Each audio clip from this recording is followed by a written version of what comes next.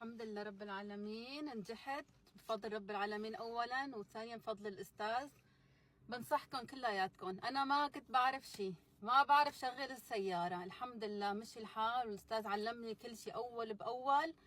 واللي بيمشي مع الاستاذ ان شاء الله طريقه نجاح، ما في غير هذا الطريق. ما حدا بخسر ما طبعا كون صح مع الاستاذ، تمشي معه دغري، الاستاذ رح يكون معك دغري، والحمد لله. اهم شيء الثقة. طبعا الثقة، اهم شيء الثقة بالاستاذ والثقة بحالك.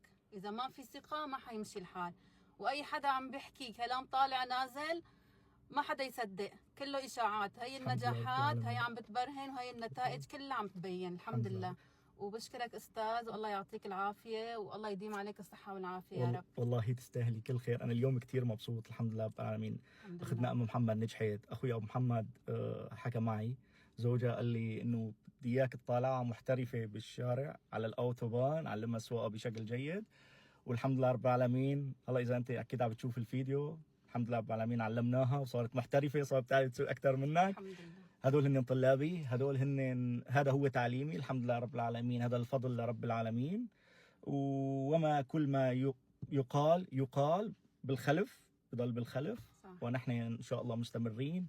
هي النتيجة. اليوم كان عندي اول امتحان الحمد لله ناجح، راح احط لكم الصورة هون، طالب نجح الحمد لله رب العالمين.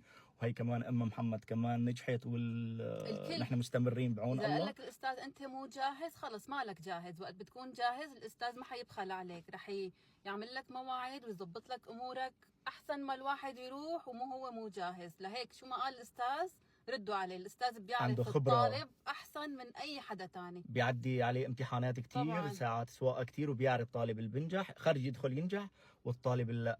اما صح. الطالب اللي بيعمل اغلاط كبيره، بمشي اشاره حمراء، ما بشوف اشارات، بتجاوز السرعه. صح. وبيرسب لاني انا بضطر اتدخل، لاني اذا مشيها حمراء يطلع يحكي علي.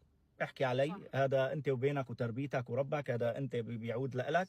بس ولكن رب العالمين عارف، والفاحص موجود هون، وكل الناس ما راح تصدقك. اللي بيصدقك راح ياخذ نفس الطريق الفاشل. واليوم فاحصين يعني، بدل واليوم كان طالعها فاحص وفاحصه بس، ولكن الحمد لله رب العالمين نجحنا. بتمنى لك كل التوفيق، امانه الله الكل يبارك له. يلا الطالب اللي بعده بتمنى لك. يلا يا رب باركوا له. السلام عليكم ورحمه الله وبركاته. واللي بعده